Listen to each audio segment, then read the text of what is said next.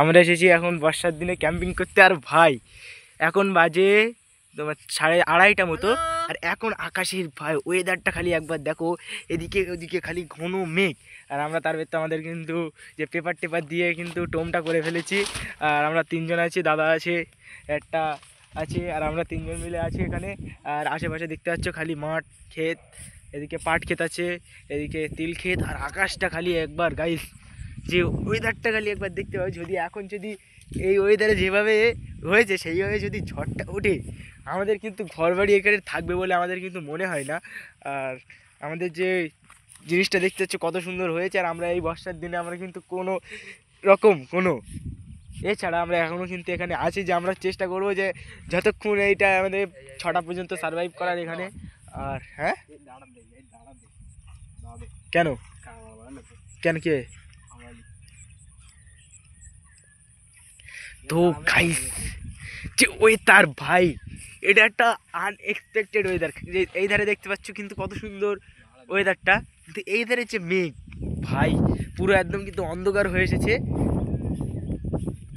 আর কি বলবো গাইস, সত্যি কথা বলতে খুবই কিন্তু ভালোই লাগছে।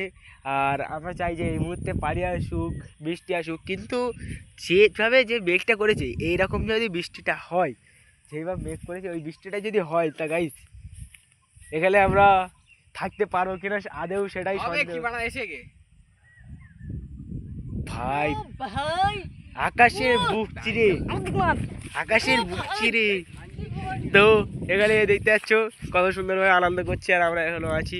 আর জিনিসটা যেটা আসল কথা, এখানে কিন্তু থাকাটা কিন্তু আমাদের কাছে খুব একটা রিস্ক কি ব্যাপার হবে।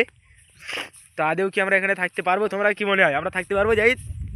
হ্যাঁ ভাই তুমি কি বলছো, থাকতে পারবো? বিশ্বাস আছে। আর এখানে দেখতে পাচ্ছ আমাদের কিন্তু ঘরটা টান টুন দেওয়া হচ্ছে, যাতে ঝড়টা আসলে কিন্তু আমাদের একটা ভুল হয়ে গিয়েছে, যে আমাদের এই জায়গাটা কিন্তু ফাঁকা আছে।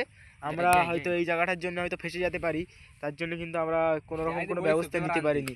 কিন্তু আমাদের এখনও পেপার টেপার আমাদের কাছে কিচ্ছু নেই। আমরা এই অবস্থায় থাকতে পারবো কিনা আদেও সন্দেহ। আশেপাশে কিন্তু চতুর্দিকে কিন্তু ঘন কালো একদম হয়ে এসেছে। এখন গাইস এখন বাজে 2:24, এখন 2:24। আর এখন পুরো সন্ধেবেলার মতো ওয়েদার কিন্তু চলে এসেছে। এখনও কিন্তু বৃষ্টির ফোঁটা সবে হয়তো 1-2 ফোঁটা করে পড়ছে। হ্যাঁ, তারপরে আমরা কিন্তু অনেকটা চেষ্টা করব যে এখানে আমরা থাকার। এখানে কিন্তু আমরা খাবার দাবার করার জন্য কিন্তু জিনিসপত্রগুলো নিয়ে এসেছি। আর সেটা বড় বিষয় না, বড় বিষয় হচ্ছে জিনিসপত্রগুলোকে কিন্তু ঠিকঠাক রেখে দিয়েছি। যদি বৃষ্টি আসে, বৃষ্টির জল কিন্তু ভেতরে আসলে হবে না।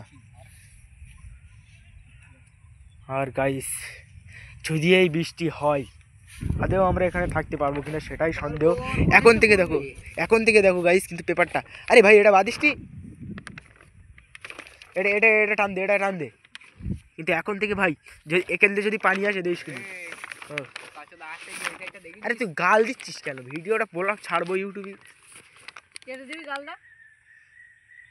এখন থেকে কিন্তু গাইস উড়ে যাচ্ছে, আমি এখানে ধরে রেখেছি যাতে ওরা টানটা দিয়ে নেয়।